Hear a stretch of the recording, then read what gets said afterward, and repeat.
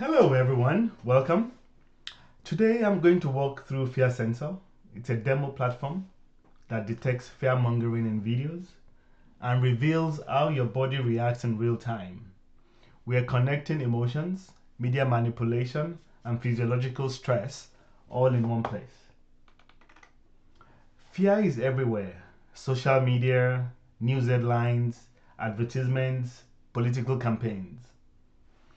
Fear-driven content doesn't just influence your decisions, it affects your physiology. Heart rate spikes, stress levels rise, focus shifts. The problem is that most people can't easily detect fear-mongering or track how it impacts them in real time. That's where FearSensor comes in. FearSensor uses the open source Falconsai fear-mongering detection model from Hugging Face to analyze video transcripts for fear-laden language.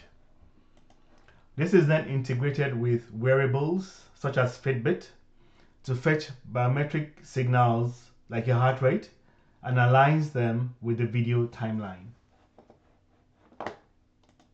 Let me show you how it works. First, I'll go to this YouTube video of John Oliver having an interview with Alex Jones and get this YouTube link here. I will go to the app and put that into this input field and activate it. So now that that's activated, the app segments the first fetches the transcript and then segments it and runs each segment through the fear detection model, assigning a score. Let's start with the big picture. This gives us, the quick summary gives us instant statistics, the total fear score, the percentage of high fear content, and peak fear moments. We can also look at the trend visualization to watch how fear intensity builds and drops throughout the video. You can see clear spikes where the language becomes more alarmist. For deeper analysis, we have a paragraph level grouping which shows patterns across a broader context, line by line, and you see exactly which sentences trigger fear detection.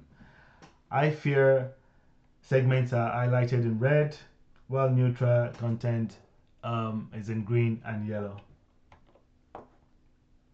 And you can sort this by score and also export this through this download button here for further analysis. It's perfect for researchers, journalists, or curious viewers. Here's an interesting feature, which is the adjustable thresholds here. For this demonstration, I will set this to 300. Change the sentences to 4 per segment, and I'll leave the fear-mongering threshold and the smoothing window at the default levels. See the segments get adjusted in real time and the change is instant. The summary updates as well, giving you an immediate feedback on how sensitive your analysis is. Now, this threshold tuning is crucial for different use cases. Analyzing political speeches requires different sensitivity than horror movie trailers. The flexibility matters. Now that you've seen how to analyze a single video, let me show you something even more powerful. I'll do a side-by-side comparison. I've deliberately selected 2 videos to test FearSensor's objectivity. The first video to my right is a conspiracy theory of chemtrails, and the other is a motivational speech. Just a quick look at the thresholds. I've set the thresholds to the same levels so we can get an objective comparison. And have a look at the results from the quick analysis. you can see the average score for the motivational speech is 0.3, while the average score for the conspiracy theory is 0.6. So completely different profiles, and we get stunning different results from it. Now, this is the power of objective analysis.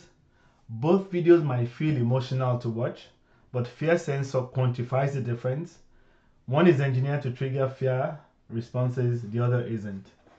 You can export both data sets and overlay the trend lines for direct visual comparison. Now, here's the special part. Once you connect your Fitbit or another device, FearSensor pulls your biometric data, your heart rate for instance, for the period you watch the video. So you can select the date or the time that you watched it and load the data. Now, once that data is loaded, we'll see the complete heart rate graph for that day. Here it is. So now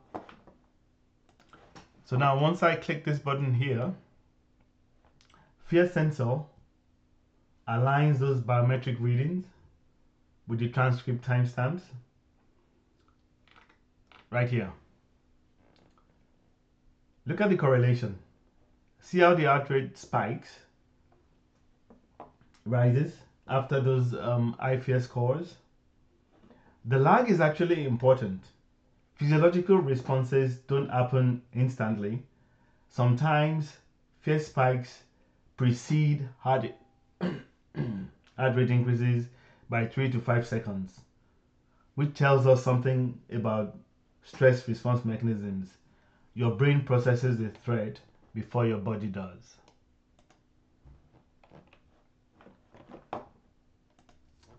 So what can you do with this? There are several use cases. Media literacy. So objectively identify videos or speakers that use fear manipulation. Research and psychology. Study how persuasive content affects stress responses. Personal wellness. You can monitor how certain news sources or media affect you physically. Maybe you discover morning news spikes your stress by 30%, but evening educational content doesn't affect you at all. And also, just for education, to teach critical thinking by showing students the mechanisms of emotional manipulation. A quick look under the hood. So we have the data sources to the top left here, which are the videos or the transcripts. That's fetched with an API call, and we extract the transcript. It's tokenized and segmented and assigned timestamps. Then it's run through the interference model, where the fear score is extracted, and a time series is also created. Now, from the user side, you get the wearable device, and then there's an authentication process where you fetch the data, extract the heart rate and timestamps, and you create a time series as well. And there's a correlation engine which is handled by Python, where the timestamps are then aligned for both series and calibrated as well to determine the fear thresholds.